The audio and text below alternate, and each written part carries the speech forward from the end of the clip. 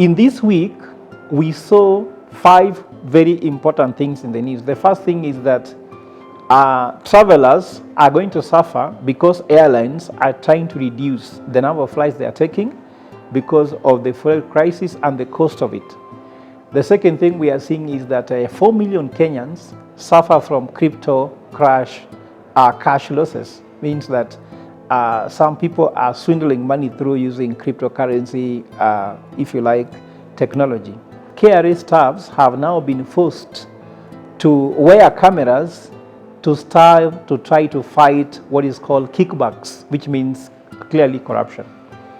The fourth thing, we have seen that restaurants, interestingly, they have slashed the so-called ugali sosa because of the cost of living, because the cost of unga is soaring and soaring every day. And of course, fifthly, this is not political, but I want to approach it in a very sober mind. The issue of Sakaja has been in the news for a while because IBC cleared Sakaja that he can run for election. Then he went ahead now to sue Commission for University Education, that University Education claimed that he has forged his university degree certificate. And of course that the court decided to tell them, please settle this out of court. And this now takes us to what is the main issue this week, which is leadership.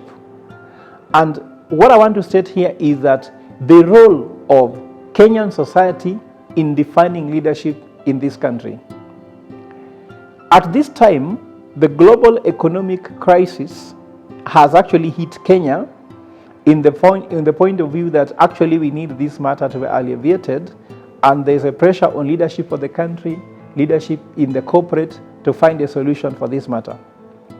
But let us not forget that we can point fingers at the president, at the treasury, or any other players in the economy.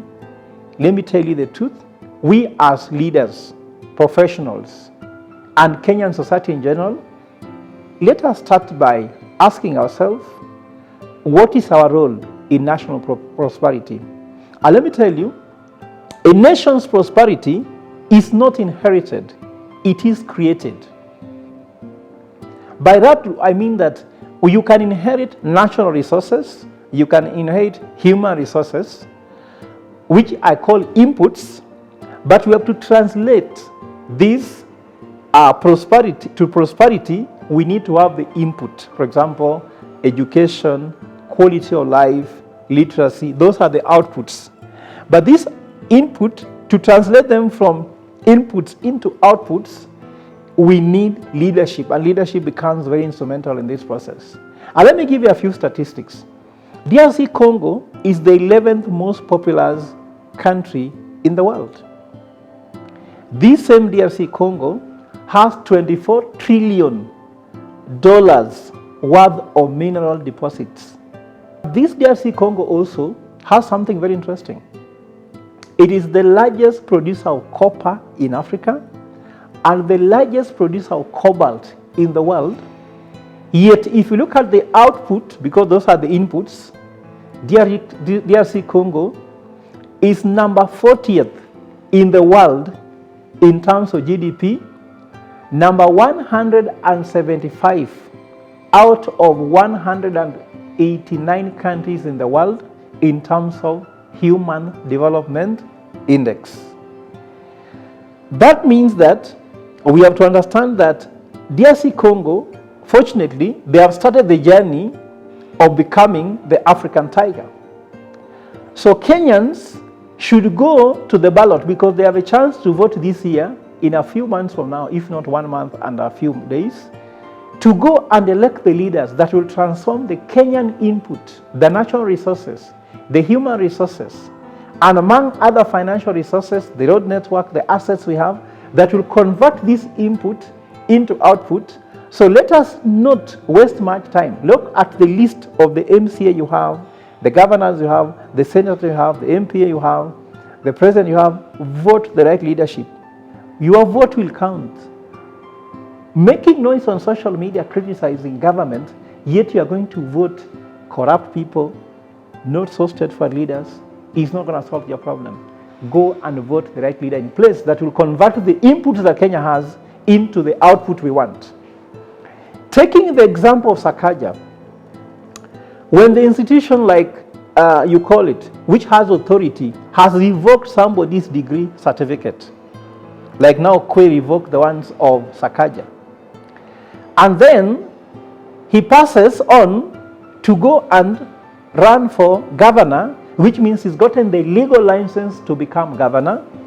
Will the society of Kenya give us a verdict on social license to operate by looking at it and realizing that IBC has told you they cannot approve the certificates, and the IBC has simply told you the truth is out there, you know what's happening, anyone can read and know the truth.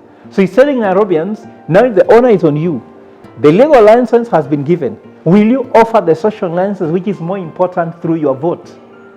Now the question now goes that, is Nairobians able to make this good decision or not?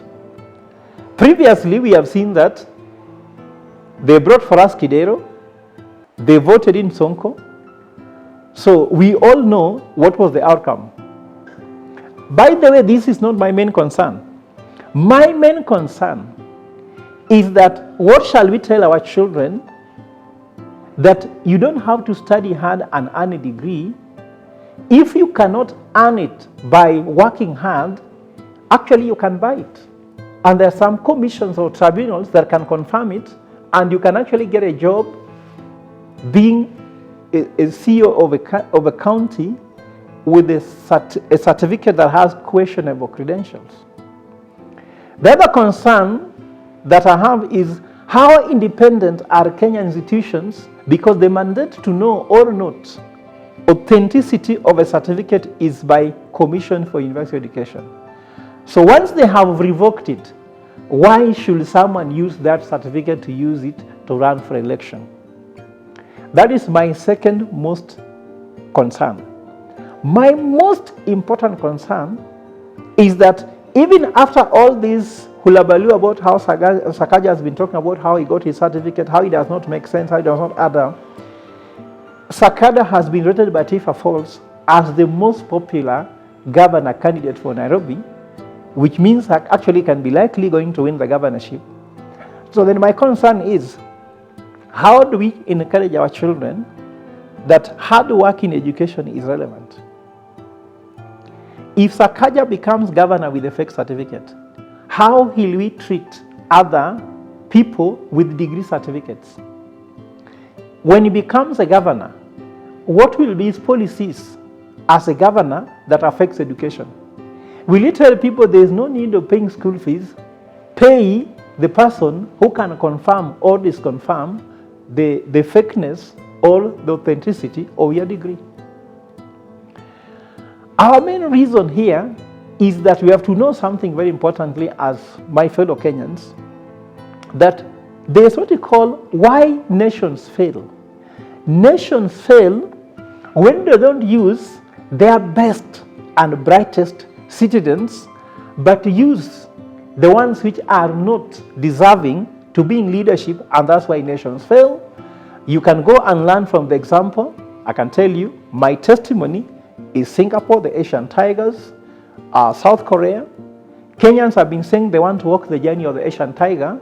They cannot walk that by choosing leaders who are not the best and the brightest. And if Kenya wants to walk the route of becoming the African tiger, surely they must be knowledgeable about the kind of leaders they should be able to elect. So this segment this week was about the role of society in defining leadership. Surely we get leaders we deserve. The leaders reflect the morality, the legality, and the social well-being of a society. Thank you.